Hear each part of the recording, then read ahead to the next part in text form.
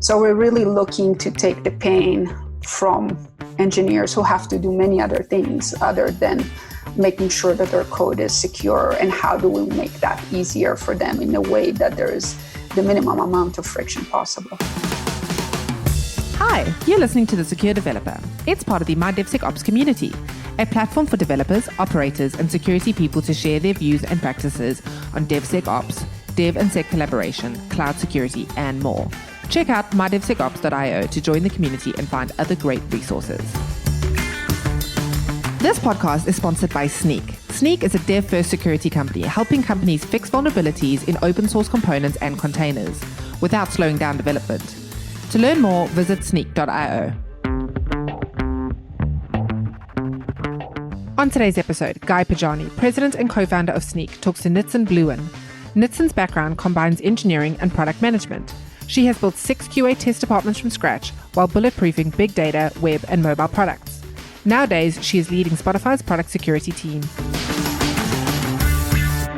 Hello, everyone. Welcome back to The Secure Developer. Thanks for tuning back in.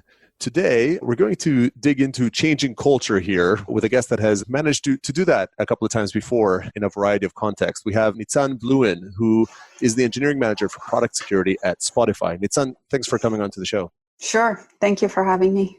So Nitzan, tell us a little bit before we dig into culture changes and other topics. Tell us a little bit about what is it you do and your journey into security here. Okay. So my official title is an engineering manager, and I lead the product security team at Spotify.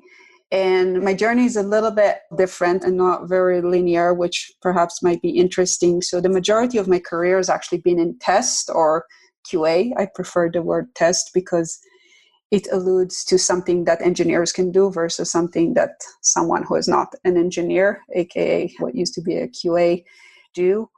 So I've built 5 different QA departments from scratch in different organizations and different domains, from e-commerce to advertising to a couple of gaming startups. And after the last gig, where I started a QA or a test department in a mid-level organization, I had kind of a reckoning, and I started to think about what's next. And I was a little bored, to be honest, with the test world. It's something that I've done 5 or 6 times, and I had a working model that was pretty easy to implement, and I was looking for a challenge. Yeah, exactly. I was talking to a former colleague, and he was trying to tease that out of me, and I heard myself say, yeah, I think security would be interesting. And he was like, well, you need to talk to Dave Hannigan, who's the head of security at Spotify. And that's how I ended up here and in security. So now I am almost 2 years into the journey into product security at Spotify. Got it. I guess so far so good. You're not regretting the decision? Absolutely not. I mean, I think this may be a comfort for folks in security. So coming from the test world, actually security feels much easier. In test, you really have to come up with all kinds of tricks and dances to get people to do what you ask them to do. And in security, it's always great when you talk to a team and you say like, hey, there is vulnerability, there's something you need to fix. And they're like, well, do I need to do this today, or is it okay to wait for the next sprint? And as someone in test, you're like, oh my God, this is easy. Yeah. Always good to remember that there are actually areas that are even harder for them to mobilize engineering to do as they need to do. It's interesting to think a little bit about this journey from test to security, because you would almost expect more people to go through that journey, given that all of them are, at the end of the day, some aspect of quality of your product. Do you see, did you seek out or encounter it because you came from test into security? Do you find yourself naturally uncovering, the others, rogue people in the industry that might have come through that journey? Do you feel that analogy holds true, or is it just in concept? Yes, I absolutely agree that for me, this is part of shipping quality code, right? You want a code that lasts longer and that is more usable and that is more safe and secure. And the more work you can do upfront before you're in production, the less chances you have of having incidents, of having bugs. And those are very similar. And before I went into security, I've talked with a couple of heads of security who I happen to know just on a personal level. to see if I was really crazy doing this. I mean, I could have had a very smooth and easy journey just continuing in the same domain. And they were all very encouraging and citing exactly that the fact that I do have background in test is going to set me up for success and accelerated learning. And although I've not seen many others who have had the same journey, I do pick people from my team who have had similar journeys. And I find that there is something about the mindset of being attentive to shipping quality code and someone who thinks that that's important also from an infrastructure perspective. And how do you scale that and you don't make that process manual and tedious? And I have 2 people on my team right now that actually have background in quality anecdotally at different parts of their career in addition to security. And the 2, indeed seem to go hand in hand pretty well. That's good to hear. Hopefully we learn from one another. So we'll inspect maybe that analogy a little bit later on. Just to kind of close off that journey, tell us a little bit about your current role. So you've got this engineering manager, product security. What does that mean within Spotify? Yeah, so Spotify is a fairly flat organization. We don't have a ton of fancy titles. Our security team, which is called the tribe in Spotify jargon, has different squads. And squad is the smallest operational unit. And my team really looks at product security and more so on the automation. So how do we bake security into our CI/CD pipelines? And how do we make security easy for our engineers? So we're really looking to take the pain from engineers who have to do many other things other than making sure that their code is secure. And how do we make that easier for them in a way that there is the minimum amount of friction possible? Got it. So let's talk about some of these practices, but beforehand, maybe the journey towards them. So I know that when you and even Dave, for that matter, joined Spotify, there was this notion of looking to level up or sort of, invest more in security, get better there, and that you might not have had, when you arrived, the exact setup, right? Or people weren't, obviously, you came on to change something, that wasn't there before. And you have this model that I found very interesting, or this perspective on changing culture and how do you do it. Can you walk us through it a little bit? Like you arrive at Spotify, what's the model and what were the steps that you did to start tackling this challenge? Yes, I arrived at Spotify and my manager, who's Dave Hannigan, who took a chance on bringing me on, is saying like, hey, there's a thing called product security and it's a green field and you need to start up-leveling that. Spotify is very strong in other areas of security, but this one happens to be one where there was a lot of work to be done. And as someone who is new to the domain, I had to figure out how to start taking actions that would also be meaningful. And as you mentioned, I have this mental model that I've used, that I developed over time when coming to engineering organizations and needing to change culture. And I see a lot of the test work as essentially that. You change the engineering culture, you get engineers to take a step that they're not used to taking, or to use a tool they're not used to using, or to follow a process that is not naturally part of their process. So I developed this model and I've tested it so far on startups, which are very small scale, mid-level companies, and then Spotify was an enterprise.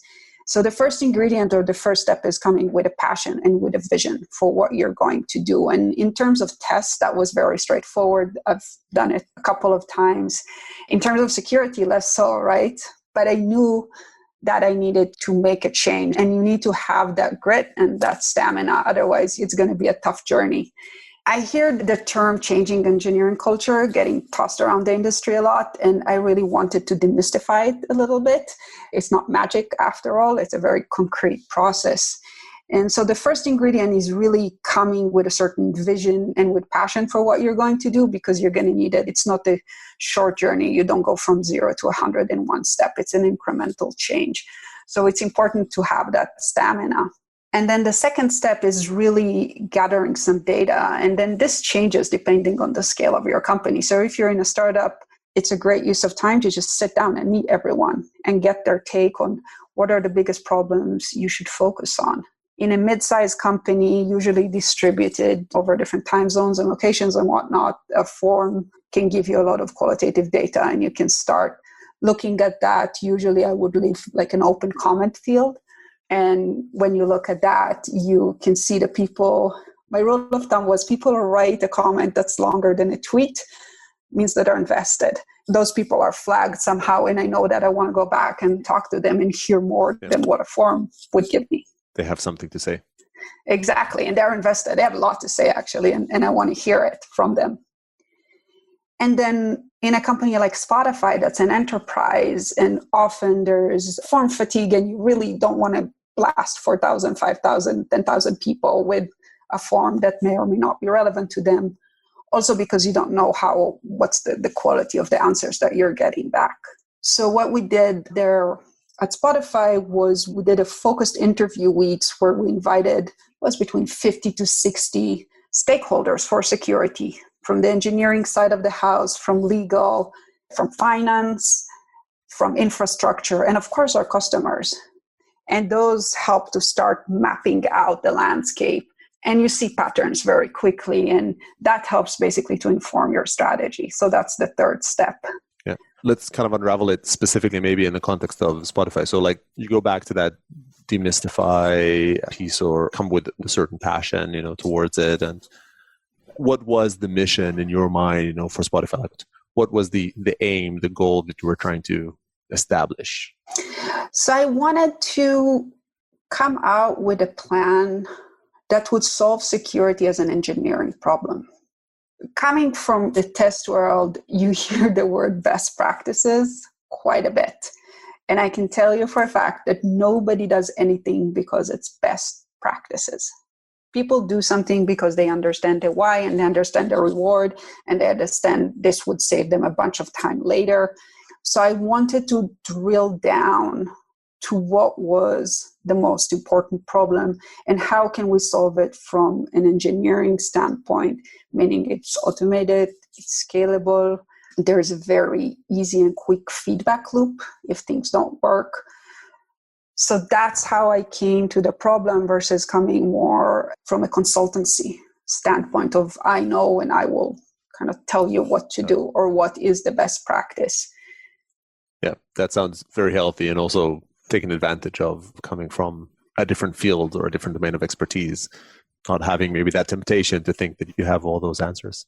In that data gathering, you explain how you've gotten a bunch of people together and asked them questions. What type of questions did you ask as you were gathering information about this change?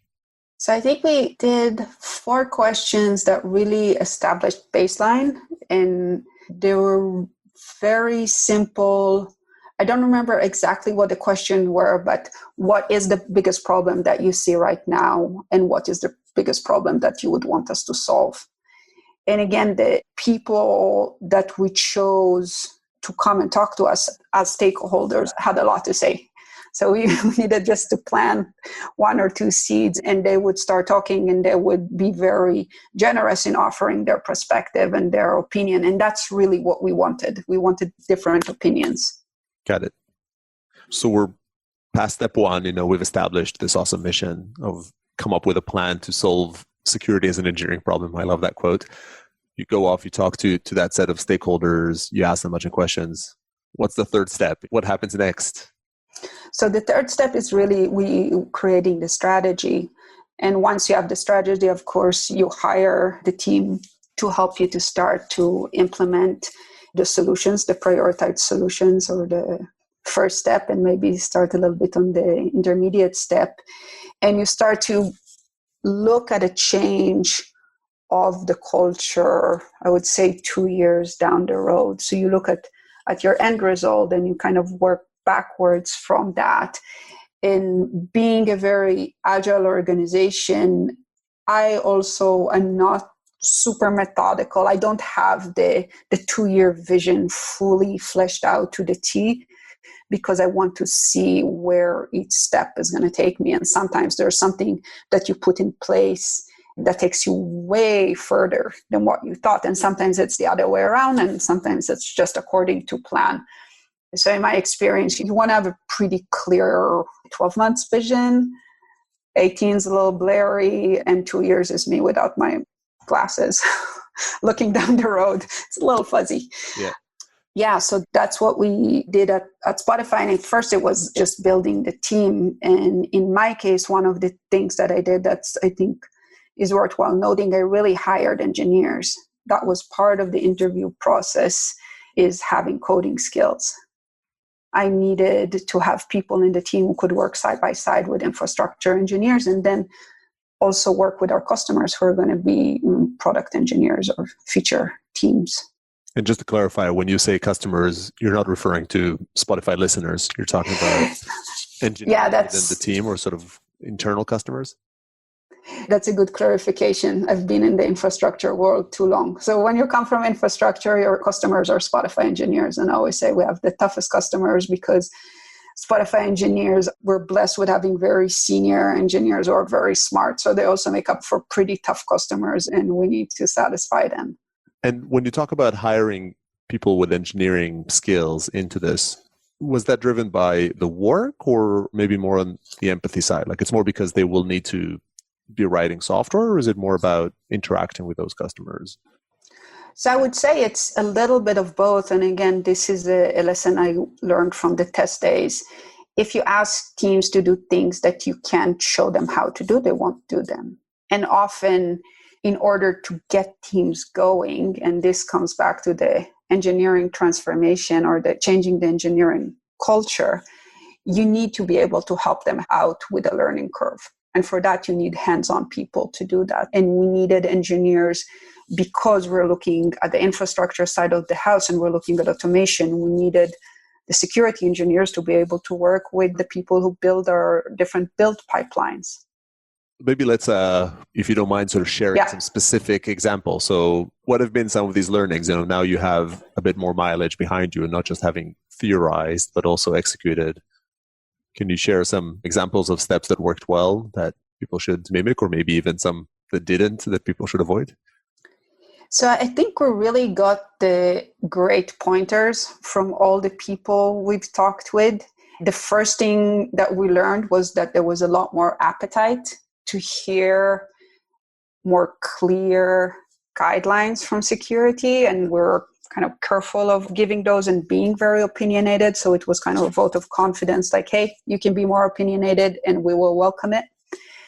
Secondly, more specific in terms of Spotify, there was a need for better automation, and that's how we partnered with SNCC as well. And that was, in my book, a low-hanging fruit right there, where you want to get a tool for engineers. In Spotify, our security organization is a hybrid model of centralized and decentralized. Most of Spotify engineering organization is decentralized. So security is a bit of an outlier, but overall, we do want engineers to be able to act on, for example, security vulnerabilities in their code. There's no some centralized team that goes and combs through that and works on resolving those. Got it. How do you engage some of the practices? These are great tool choices, if I may say so, but the investment in security engineering is great. On the human level, how do you interact with the rest of the engineering organizations? Is it messages that get passed on? Are you aligned in some way? How do you tell them when they're doing something correct versus just sort of bashing them over the head? Can you give us some examples of the interaction models? Yeah, we definitely don't bash over the head at Spotify. We have different teams that use different methods. I would say when you come to working with customers, I'm going to go back to that word. Sometimes it's good to get the message from different directions. So we have a team that's working specifically on education initiatives, on providing guidelines, and so forth. So I would say the more manual part of product security. And then we have the teams that are more focused on automation. Sometimes you learn from a trial by fire, right? And I think coming from tests, this happens a lot. Nobody takes critical bugs very seriously until that goes somehow rolled out to the external users. And then people get really good about fixing those bugs. It's a similar process. Again, in our case, going back to that little system of mine, when we started interviewing people, became very clear who are the strong allies that we can bring to the table, whether it's from a leadership perspective, whether it's from an architecture perspective, whether it's just strong engineers who want to come and sit at the table. And that's something really important, because those early allies are just going to be amplifiers of your message and of the change that you're trying to make. And they're going to help to spread it and probably speak about it in a different way. And it's very good to hear the same message coming from different directions, and especially from a direction you don't expect. People would expect me to talk about security, but if an engineer in their team starts talking about security, then usually there's more attention coming to that. Right. I guess it's a forum. I love that notion of using the forums not just to gather data, but also to identify your allies. Do you consider that almost like an early version of a security champions program? Do you also think security champions program is something you are doing or will consider later on? So that's an interesting question, because I've talked a lot with other companies in this space about security champions and investments and gains and opinions in general. And I'll be honest, I got very mixed recommendation around security champions. At Spotify, we have a model. It's called TC4X. Started with an initiative called TC4D, Test Certified for Data Focus Squads. That was an initiative that I was very involved in. And it was one of those tiny grassroots efforts that became a way of working right now at Spotify. And it leans on Google Test Ladder, and you really self-certify yourself, levels 1 to 3. I think 3 is usually the highest. And now at Spotify, we have this for data, for mobile clients, for backend. And I could see something like that because Spotify believes so much in the sense of ownership that each team has of their code, their product, whatever that product is, whether it's an infrastructure product that's offered to other engineers or it's something that's offered for Spotify users. I would see a model like that working really well for Spotify, but we haven't started digging into that yet. Yeah, that's very interesting. So this is a self-certification type element where teams or individuals, like is it a certification of the application of the software, or is it a certification of so it usually would be a certification of, that's the $1 million question, by the way. When we created TC4D, it was something that we spent a lot of time talking about. Do you certify just the data pipeline? We have some teams that own many, many data pipelines. I wouldn't say we nailed it down to a science. With security, it's a little easier because we're looking at services. So I think that would be one scenario. And again, this is hypothesis. It's not something that exists. For the security world, it does exist for other domains, is that our service has a way to self-certify. Then they get a badge. We have a great system called Backstage, which is now open source. And then that badge is public. And that also kind of signals to someone who's relying on your service to say, hey, we invested in security, and that doesn't need to be a concern for you if you consume our data. I love that for a variety of reasons. I think we definitely have seen in the world of open source how having, for instance, a disclosure policy or a security.md file in open source repositories actually correlates well with lower risk, with people that address this well. When people know where to disclose the issue, if there is a disclosure file, then they would disclose it responsibly. And they might even think to report a security flaw or security concern they're seeing.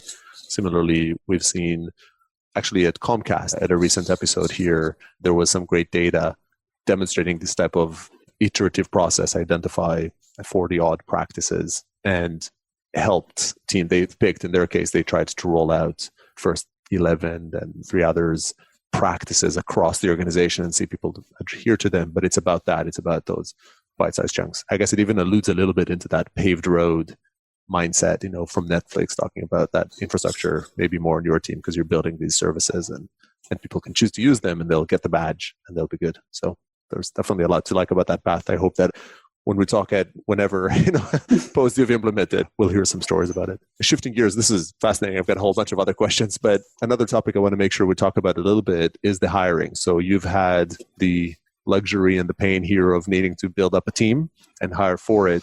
The world of security isn't well known for its diversity, and I'm sure you've encountered that as well. How did you approach, like when you've hired, you already gave us an inkling around this need for programming or for engineering expertise. How did you approach this type of hiring for diversity or other attributes that are important as you form your team? Yeah, that's a great question. So security is at, I think in general, the last time I looked at the data was at 12% diversity for gender, that is. And so that's very low. I think overall a benchmark is 15 for diversity, and more, let's say, progressive, air quotes, organizations are at 20. Spotify is at 35 now after investing heavily in diversity and belonging strategies.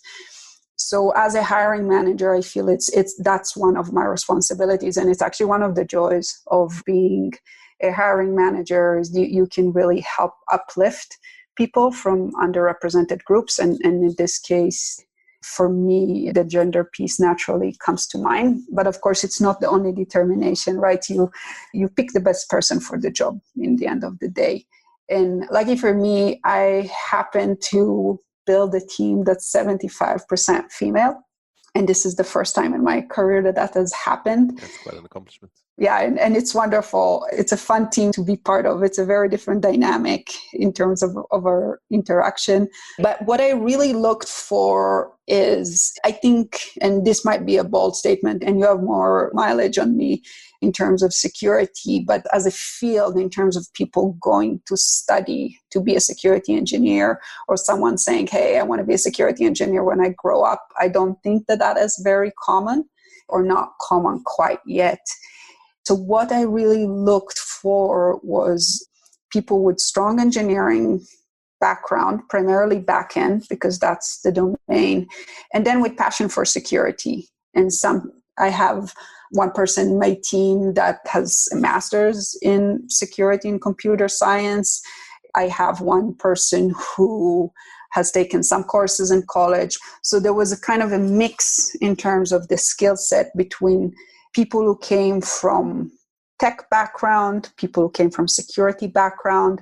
I like to mix also the regulated, unregulated, especially when it comes to security, because that brings a very different perspective into how good does your solution needs to be. And someone who works in a bank or in a health organization has a different approach than someone who worked in another tech company.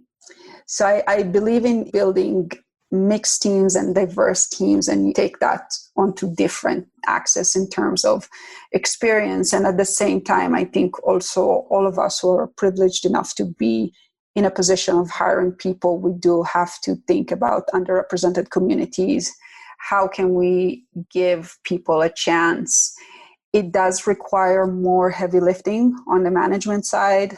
If you take someone who is more junior, then you would need to give them more attention in the beginning, but that always pays dividends, always. Yeah, and how I fully relate to the importance of this and sort of a social responsibility also as a white man here. Like I think feel even doubly responsible that my group, if you will, has sort of not solved or sort of contributed to the problem before, even more responsible to kind of help be a part of the solution. But also, like, indeed, the challenge is oftentimes, successfully doing so. You can be committed to it conceptually. So you give us one example with how we can approach it, which is you can hire maybe people that are more junior and invest in them. Are there other tips or examples of practices that people should embrace to help them, do better in terms of hiring diverse candidates? Yeah, I think the other path that has worked well specifically for my team was really looking at the talent pool of backend and assuming that every hiring manager has the set criteria of what has to be there. In my case, it was coding skills. And then you take that side by side and you say, okay, maybe I have a very strong backend engineer who is passionate about security but doesn't know much. Can I train them? And that has worked again for us. So we knew we would have a strong engineer who can start executing on engineering tasks right away. And then we also knew that we would be able to level up the security knowledge and best practices, etc., with specific trainings. Yeah, I love that. So basically look at hiring pools or the queues for other teams that for one reason or the other, well, maybe they did fit that team and you might steal them away, but no, it could also be that they didn't have the specific knowledge for that team, but they were great candidates otherwise. And then tap into that resource and bring them in, skill them up in the areas that you need to build them up. Does that sound right? Yeah, exactly. And there's no perfect candidates, but I think what you need to make sure there is that spark or that curiosity or that passion to learn about security. If someone doesn't care about security, this doesn't work, right? So you need to have that base level. I think sometimes people get very hung up on finding a perfect candidate that ticks all the boxes. And at least in my experience, that doesn't exist. And then you think about where can you compromise? And if you do prioritize diversity, and you often hear like, oh, there's pipeline is not diverse. And there's a lot of ways to make that pipeline more diverse and then to find, again, the best person for the job. And you don't have to limit yourself to diversity on the gender axis. There's race, there's age, and you build those diverse teams. And those are the strongest teams because your customers, guess what, are exactly going to be a mirror of that team. And if you're going to have a bunch of people who are just like you, you're probably not going to be able to solve for the problems that your customers are going to see. Yeah, very well said. So Nitzan, this was excellent. And you've already shared a whole pile of advice, but I still like, just to try to squeeze one more, I like to ask every guest coming on the show, if you have one bit of advice to give a team that's looking to level up their security foo, what would that be? Something they should start doing, stop doing to get better when it comes to security? That's a great question. What comes on top of mind to me, and this is probably tainted a little bit, but the different security organizations that I've talked to or experienced is really talk to your customers. Talk to your customers. Don't come with answers, but come with questions, and you'll have a much easier time. Yeah, that's so simple and yet not done all too often. So that's a great piece of advice. Nitzan, thanks again for coming on the show. This has been really great, very insightful, and keep up the great work that you're doing at Spotify. Thank you so much, Guy. It was wonderful to be here. And thanks everybody for tuning in, and I hope you join us for the next one. Thanks for listening to The Secure Developer. That's all we have time for today. For additional episodes and full transcriptions, visit mydevsecops.io. If you'd like to be a guest on the show or get involved in the community, you can also find us on Twitter at mydevsecops. Don't forget to leave us a review on iTunes if you enjoyed today's episode. Bye for now.